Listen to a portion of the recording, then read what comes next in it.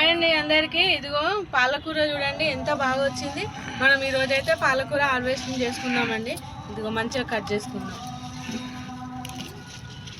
ఇది ఇట్లా మంచిగా ఇట్లా కట్ చేసుకున్నాం అనుకోండి, మళ్ళీ చిగుళ్ళు వచ్చి మళ్ళీ పాలకూర మంచిగా వస్తుంది అనమాట. మన గార్డెన్లో పాలకూర కూడా ఈజీగా పెంచుకోవచ్చండి. ఇది నాటుకొని మనము గింజలు నాటుకొని ఒక 1 మంత్ అయింది కదండి.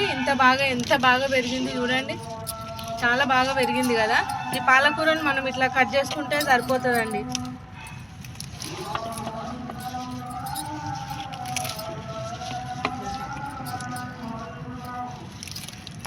ఇదిగో పాలకూర గింజలు మనం ఒక్కసారి నాటుకుంటే 3-4 సార్లు కట్ చేసుకోవచ్చండి.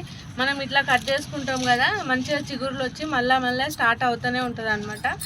మంచిగా పెరుగుతుందండి. ఇదిగో ఇక్కడ చూడండి పాలకూర ఎంతగానో వచ్చింది, చాలా ఫ్రెష్గా ఉంది కదా. మీరు కూడా గార్డెనింగ్ స్టార్ట్ చేసి ఆకుకూరలు అయితే పెంచుకోండి.